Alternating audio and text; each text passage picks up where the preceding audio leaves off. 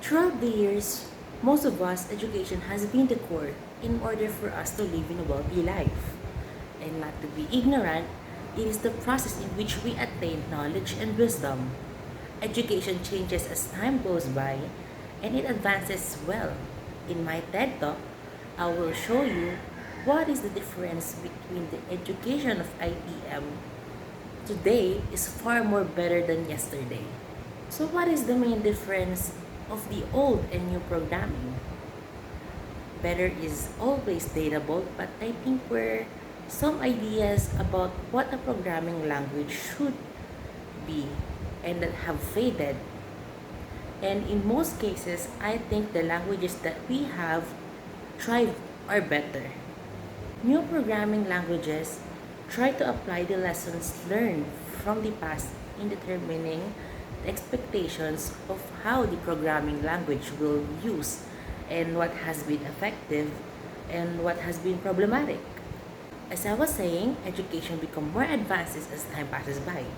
In our situation, for now that during this pandemic, we cannot go outside the house, so we have to study online. In our modern society, we can see that education in the present greatly differs from education is far more better than yesterday. So I think here in our situation that we are using online class, we're gonna have to provide our own computers for programming. One of the biggest change One of the biggest changes between old and new programming is the environment available to programmers for development, debugging, and maintenance. IDs are only for small part of the way or coordinating and making other aspects of software designs. Development, debugging, especially testing, maintenance, version control, and authorship that been learned other time. And sometimes they even contribute something new to what the lessons are usually applied outside of the ITs before they're integrated into the integrated development environments. We can see that education in the present greatly differs from education in the past.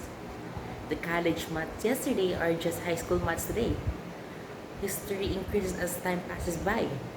Science and branches become more advanced as we discover more and more things. Medicine advances, agriculture advances, architecture, roads, transportations, and other things like that also advances. All of these advances are technology advances. Technology advances as education advances too. So education advances, human mind will also advances, so we cannot stop the advancement of programming too. Most programming languages fail. It's easy to design a terrible program language. It's a little harder to design one that's only bad, but most of us fail PHP and JavaScript being exceptions. Some programming languages go through revisions and their communications. Next time, if someone mentioned that they could design a programming language that was easier to learn and required a lot less typing, and feel free to look down your nose and look at them. It's like claiming that they could design a better car than Ferrari using lawnmower engine and plywood fins. So for today, except from telling you what is the difference between the old programming and the new programming, is we're going to see some changes I have noticed over the last 20 years in random order in programming. So for the first one is some programming concepts that were mostly theoretical 20 years ago have since made it to mainstream, including many functional programming paradigm like immutability, tail, recursion, lazily evaluated collections, pattern matching, first class, functions, and looking down to anyone who don't use them. So for the second one is a desktop software now means a web page bundled with a browser.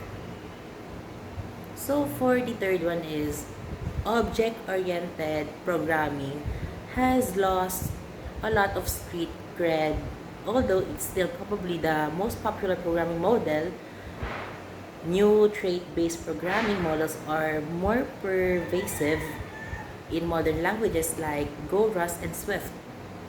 Composition is preferred. So for the fourth one is you are not officially considered a programmer anymore until you attend a $2,000 conference and share a selfie from there. So for the next one is a pixel is no longer a relevant unit of measurement.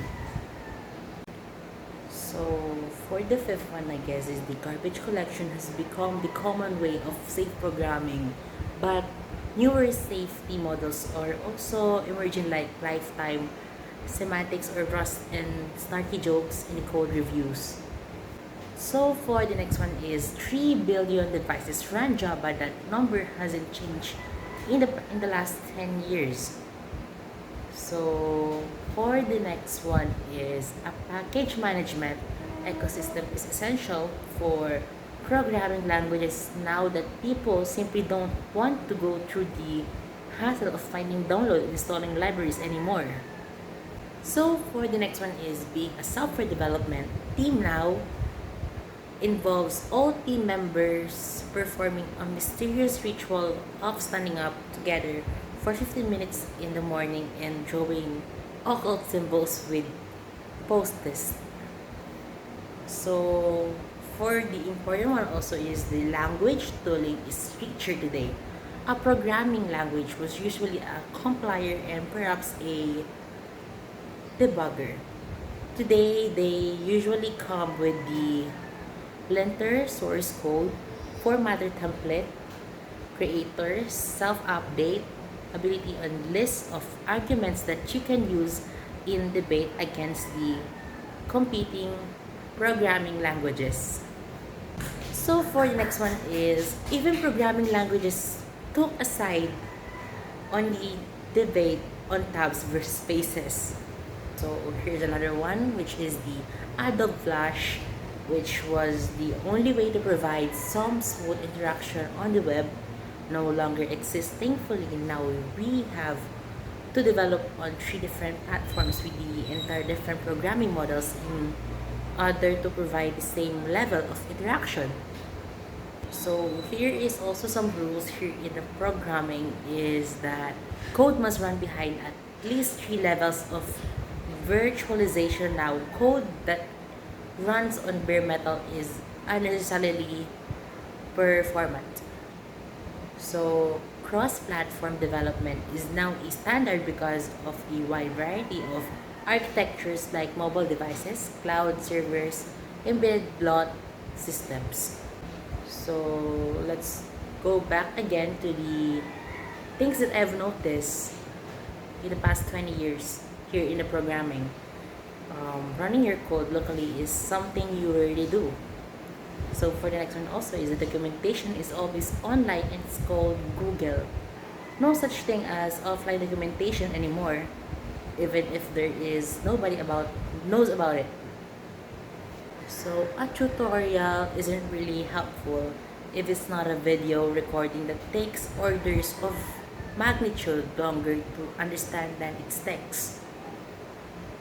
So for the next one is there is the Stack Overflow simply doesn't exist. Back then asking a programming question involved talking to your colleges. So for the next one is people develop software on Macs. You all know that. Internet connectivity is the norm and being offline is an exception, which is the opposite of how it was back then. Security is also something we have to think about now. And mobile devices can now show regular web pages, so no need to create a separate WAP page on a separate subdomain anymore. We can create mobile pages on separate subdomains instead. We open source everything by default except the code that could really embarrass us. So for this TED Talk is I'm gonna show you a little short clip video that really shows the difference between the old programming to the new one. So for this video, I'm going to show you which is the popular programming languages since 1965 to 2019. So if you want to find the video, I'm going to put the link down below so you can watch it.